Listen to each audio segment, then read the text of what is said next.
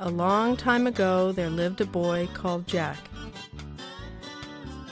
His mother was busy from early in the morning until late in the evening. She would sell the milk and butter which Milky White, the beautiful cow, gave them. But one morning Milky White gave no milk at all. Not one drop. Then his mother sobbed, "What shall we do? What shall we do? We must sell Milky White and live on the money." "That's right," Jack cried. "We will sell Milky White and be richer than ever." So, as it is market day, I'll just take her there and we shall see what we shall see. Trust me to get a good price for her. "Not less than 10 pounds, she said as Jack was leaving.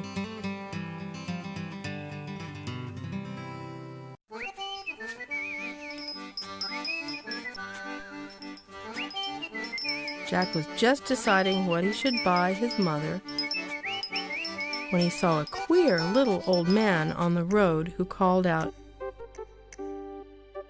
"Good morning, Jack." "Good morning," replied Jack with a polite bow, wondering how the queer little old man happened to know his name. "And where may you be going?" asked the queer little old man. Jack wondered again, but being always polite, he replied, "I am going to market to sell Milky White, and I mean to get a good price for her." "So you will. So you will," chuckled the queer little old man. "I bet you know how many beans make 5. As he spoke, he drew out of his pocket 5 beans. "Well, here they are, so give me Milky White." "What?" Jack said at last. "My Milky White for 5 ordinary beans?"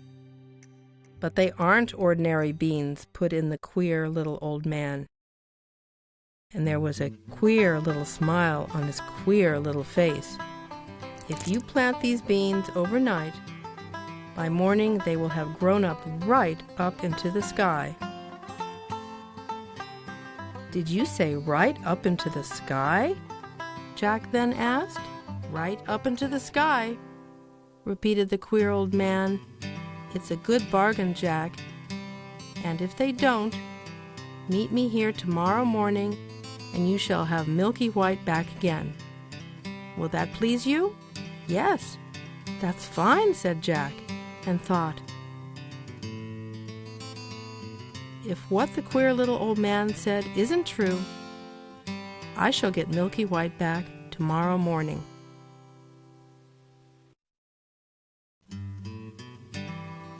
"What a long time you've been!" exclaimed his mother, who was waiting for him at the gate.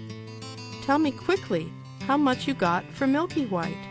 "You'll never guess," began Jack, and held out the beans triumphantly.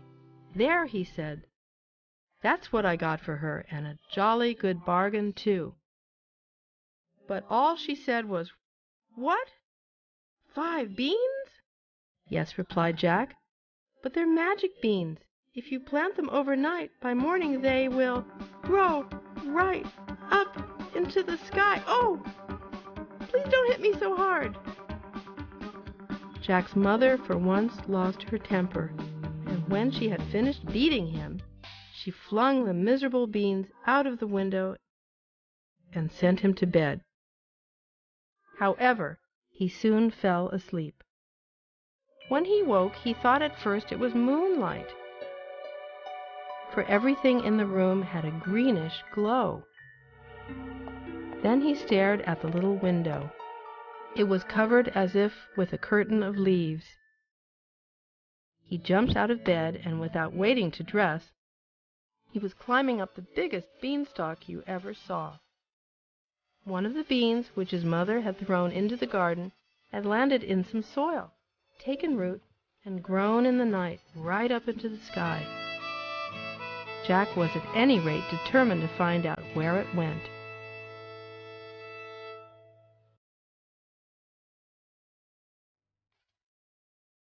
So he climbed, and he climbed, and he climbed. Then he saw in front of him a wide, shining white road, stretching far away into the distance. So he set off walking, and he walked, and walked, and walked, till he came to a tall, shining white house with a wide, white doorstep. And on the doorstep stood a big woman with a black porridge pot in her hand. So Jack said quite politely, "Good morning. I wonder if you could give me some breakfast." "Breakfast?" echoed the woman. "I'm expecting my man home at any moment, and there is nothing he likes better for breakfast than a boy. A fat boy grilled on toast." Now Jack was by no means a coward, so he said cheerfully, "I'd be fatter if I'd had my breakfast." The woman laughed and invited Jack to come in. But he had hardly finished the great bowl of porridge and milk she gave him when the whole house began to tremble and quake. It was the ogre coming home.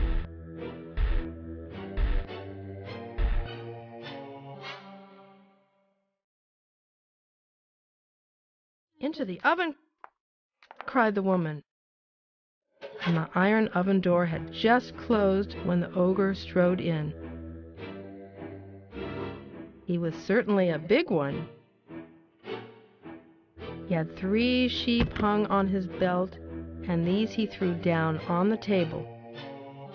"Here, wife," he cried, "roast me these for breakfast. I hope the oven's hot?" "Roast?" echoed the woman. "Pooh! The little things would be too dry. Better boil them." The ogre began sniffing about the room. Then he frowned horribly and began a real ogre's rhyme. "Fee, fi, fo, fum. I smell the blood of an Englishman. Be he alive or be he dead, I'll grind his bones to make my bread." "Don't be silly," said his wife. "Come and eat your breakfast." So the ogre ate his 3 sheep and went to a big oak chest and took out 3 big bags of golden coins. Then he put them on the table and began to count their contents. His head began to nod, and at last he began to snore, and snored so loudly that the whole house shook.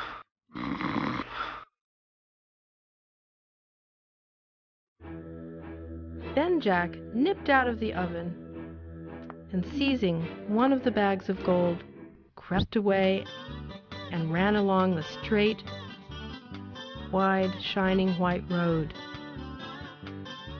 But the ogre woke up, saw Jack running off, and rushed after him. There wasn't time to think, so Jack flung his burden down first and began to go down as fast as he could. He climbed down faster and faster.